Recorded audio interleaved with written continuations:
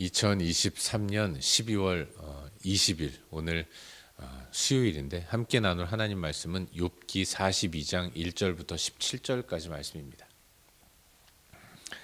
욥기 42장 1절부터 17절까지 말씀, 우리 한 목소리로 함께 읽도록 하겠습니다.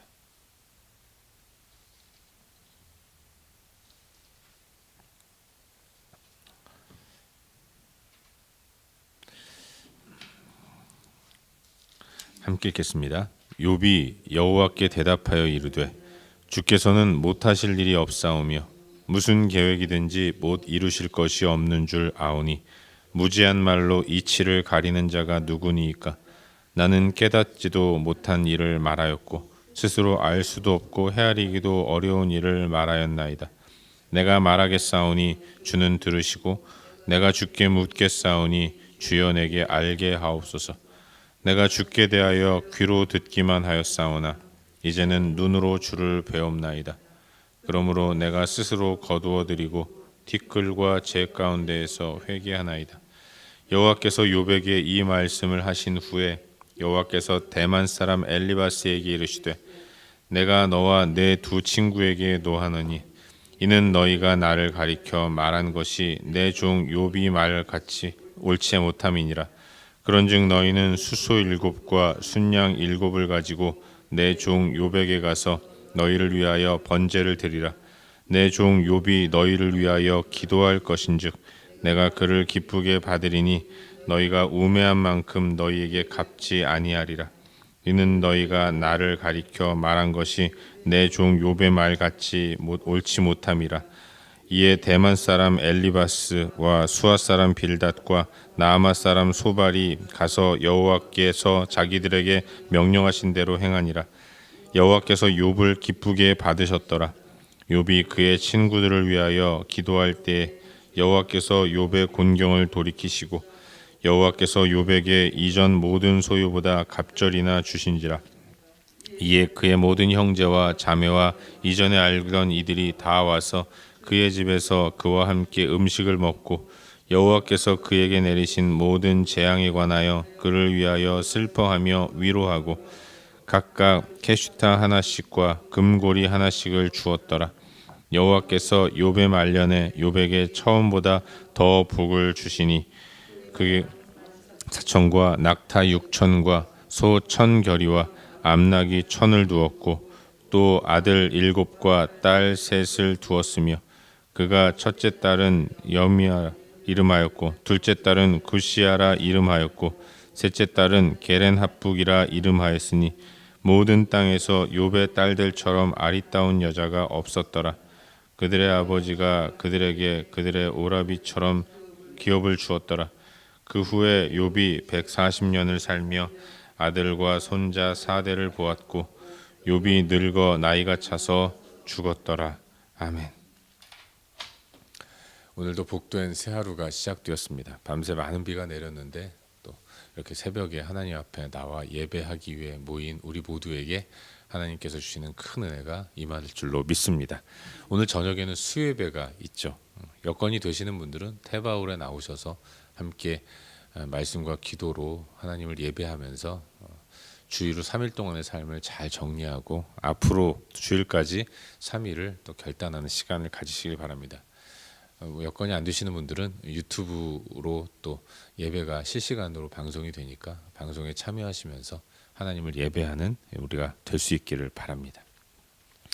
우린 요즘 계속해서 새벽 시간마다 욥기서 말씀을 함께 묵상하고 있는데요. 오늘은 어제 이어서 방금 읽은 말씀인 욥기 42장 1절부터 17절까지 말씀을 살펴보는 가운데 우리에게 주시는 은혜와 도전들을 함께 나누기 원합니다.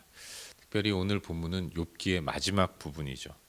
긴 시간 동안 욥기서 말씀을 묵상하면서 여기까지 왔는데 오늘 하루 그동안 우리가 묵상했던 한 달 반 정도 묵상했던 욥기서 말씀을 한번 복기해 보시고 그 가운데서 내가 받은 은혜가 무엇인가, 또 나는 어떻게 살아야 하는가, 하나님은 어떤 분이신가, 이걸 깊이 한번 묵상하면서 하루를 보내실 수 있기를 주의 이름으로 축원합니다. 욥은 자기의 무죄함을 증명하기 위해서 하나님을 찾았죠. 만에 하나 정말로 자신이 죄가 있다면 하나님께서 너는 이게 죄다라고 말씀해 주시기를 바랬던 거예요. 그러면 속 시원하게 내가 죄인임을 깨닫고 회개하겠습니다. 이런 마음으로 하나님을 그토록 만나기를 원했던 겁니다. 그리고 욥은 하나님을 찾고 찾는 가운데 규범적 지혜에 갇혀 있어서 반성적 지혜는 꿈도 꾸지 못하며 살아가는 인간 군상의 모델을 우리는 욥기에 등장하는 여러 인물들을 통해서 발견하게 됩니다. 욥이 하나님께 구한 기도는 제발 나를 좀 납득시켜 달라는 기도였던 거죠. 그는 자기 앞에 펼쳐진 내가 지금까지 알고 있는 지혜와 이치와 패턴 이외의 것이 있다는 것을 인정하지 못했고 그래서 괴로웠던 것이고 그래서 하나님께 제발 좀 나를 납득시켜 달라고 그렇게 구하는 기도하는 이런 모습을 보였던 거죠. 우리 인간은 그런 것 같습니다. 항상 하나님을 어떤 목적을 가지고만 만나려고 하는 거죠. 욥도 그토록 하나님과 친밀한 관계를 가진 인물이라고 하지만 그는 하나님을 자신의 필요를 위해서 찾고 있는 이런 모습을 보이고 있는 것이죠. 도저히 납득되지 않는 그래서 괴롭고 힘든 나를 하나님이 나타나셔서 제발 좀 이해시켜 주십시오. 이런 마음으로 기도를 했던 거예요.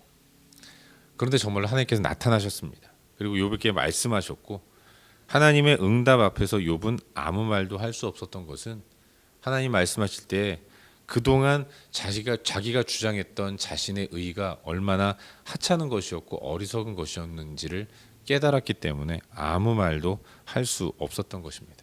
하나님 말씀은 인간의 자금에 대한 그 자금에도 불구하고 하나님마저도 판단하고 재단하며 다룰 수 있다는 어리석음에 대한 통렬한 지적이었어요. 그래서 욥은 하나님 말씀을 듣고 회개하게 되는 것입니다.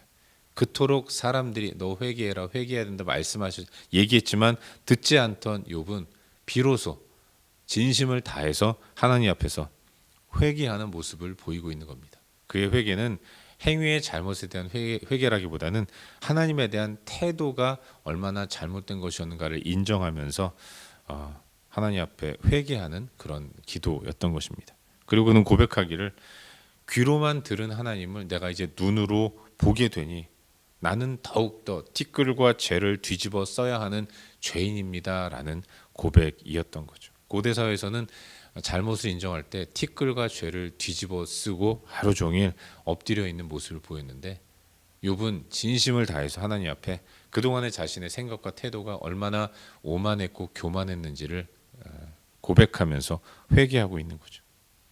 회개하는 욥의 기도를 하나님이 들어주십니다. 그리고 하나님은 욥의 친구들 중에서 가장 연장자인 대만 사람 엘리바스를 부르세요. 그리고 그에게도 회개를 명령하십니다. 그리고 회개의 번제를 드리도록 명령하시죠. 그들이 욥을 정죄하기 위해서 숱하게 던진 하나님에 대한 언급이 얼마나 하나님 앞에서는 무례한 것이었는가를 너희들이 이제 깨달았느냐 말씀하시면서 이제 수소 7과 순양 7을 가지고 욥에게 가서 그 제물을 욥에게 주면서 욥이여 나를 위해 하나님 앞에 제사를 드려 주십시오. 이렇게 부탁하도록 말씀하세요. 무지한 말로 욥에게 상처 준 것 그걸 회개하고 욥에게 용서를 구하라고 말씀하시는 겁니다. 이에 욥의 친구들은 하나님 명령에 순종하죠. 그래서 욥에게 가서 제물을 주면서 그동안에 자신의 말들로 상처받은 욥에게 용서를 구하고 욥도 그들을 위해 번제를 드리는 가운데 그 용서를 받아서 사과를 받고 서로 화해하는 이런 모습을 보이게 되는 겁니다. 한편 이제 하나님은 욥이 잃어버렸던 모든 것들을 다시 회복시켜 주십니다. 여호와께서 욥의 곤경을 돌이키셔서 이전의 소유보다 갑절이나 더 많은 것들을 주셨다라고 성경은 기록하고 있는 것이죠. 다시금 욥의 집에는 사람들이 북적입니다. 함께 음식을 먹으며 화해해요. 욥이 고난 당할 때는 다 떠났는데 이제 회복되니 사람들은 또다시 모이는 겁니다. 회복된 욥을 축하하기 위해서 선물도 주는 거죠. 그리고 욥이 고난을 당하면서 잃어버린 모든 것들을 하나님은 다시 채워주십니다. 양, 낙타, 소, 암나귀 그리고 죽은 자녀들로 마음이 아팠는데 하나님은 그에게 또 다른 자녀들을 출산하도록 은혜를 주십니다. 앞부분에 그 욥의 아내가 욥을 저주하고 욥을 떠났다라는 것으로 추측이 됐었는데 이걸 보면 욥의 아내는 욥을 저주만 했지 욥을 떠난 것은 아닌 것 같습니다. 여호와를 저주하고 죽으라 얘기했던 그 아내는 그러나 고난받는 욥과 함께 있으면서 욥이 당하는 고난을 같이 합하면서 같이 있었던 것을 보게 되는데 이 말씀 묵상하면서 괜히 욥이 떠났다고 생각한 제가 좀 미안해지더라고요. 천국 가면 욥의 아내를 만나서 사과해야겠다는 생각을 해봤습니다. 하나님은 욥에게 다시 7 아들과 3 딸을 허락해 주시죠. 특히 3명의 딸은 절세 미인이었던 것 같습니다. 모든 땅에서 욥의 딸들처럼 아리따운 여자가 없었다라고 성경 기자는 일부러 증언하고 있는 거죠. 그리고 후에 욥은 140년을 살면서 4대의 자손을 보면서 행복하게 살다가 이제 나이가 차서 죽음을 맞이하게 되는 거죠. 이처럼 욥기는 해피엔딩으로 마무리 지어지는 것을 보게 되는 것입니다. 이게 우리가 함께 오늘 묵상하고 있는 본문의 전반적인 내용이고 오늘도 우리는 이 본문 가운데서 한 가지만 함께 살펴보는 가운데 우리의 기도 제목으로 삼고 또 함께 기도하기로 원합니다. 오늘 묵상하는 본문 가운데서 우리 다 같이 7절과 8절 두 구절 말씀을 함께 읽도록 하겠습니다. 7절과 8절입니다. 읽겠습니다. 그런즉 너희는 수소 7과 죄송합니다. 8절과 9절입니다. 죄송합니다. 함께 읽겠습니다. 그런즉 너희는 수소 7과 순양 7을 가지고 내 종 욥에게 가서 너희를 위하여 번제를 드리라. 내 종 욥이 너희를 위하여 기도할 것인즉 내가 그를 기쁘게 받으리니 너희가 우매한 만큼 너희에게 갚지 아니하리라. 이는 너희가 나를 가리켜 말한 것이 내 종 욥의 말 같이 옳지 못함이라.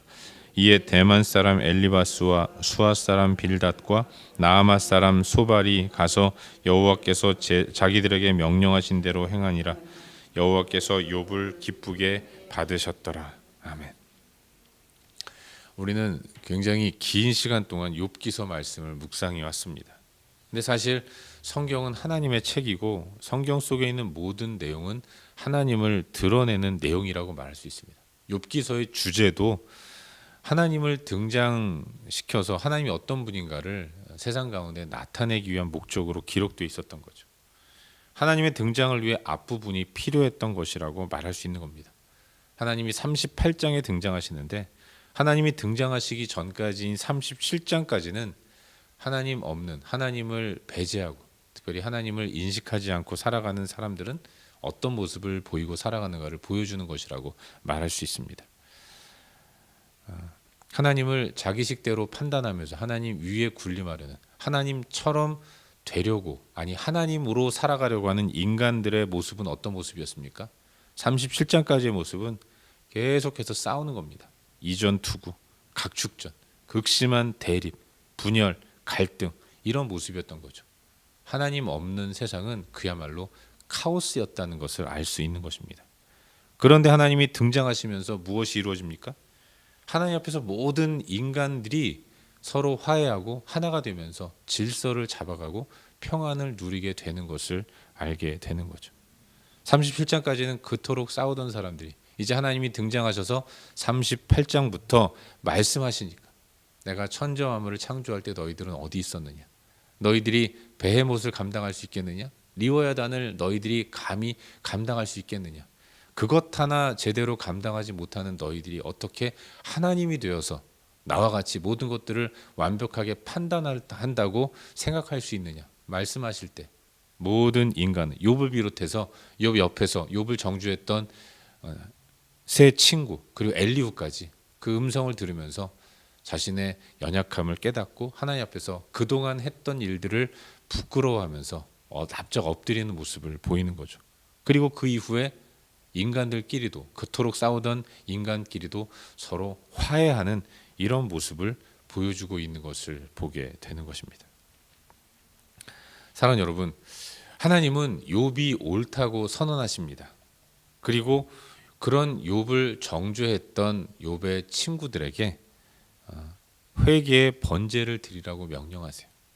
그런데 그 시대 하나님께서 제사장 제도를 만드신 것도 아니기 때문에 누구나 다 제사를 드릴 수 있었겠죠. 그런데 하나님은 특별히 이 친구들에게 숫소 7과 순양 7을 가지고 욥에게 나아가서 욥에게 그걸 주면서 욥이여 나를 위해 하나님께 회개의 번제를 드려달라고 부탁하도록 명령하시는 겁니다. 이게 무엇을 의미하는 것이겠습니까? 진정한 회개는 내가 상처 준 사람에게 나아가서 용서를 구하고 사과받은 사람은 용서해 주라는 진정한 인간 상호 간에도 평화와 평안의 관계를 가지라는 것을 의미하는 것입니다. 우린 회개하면 하나님께만 하는 것이라고 생각해요.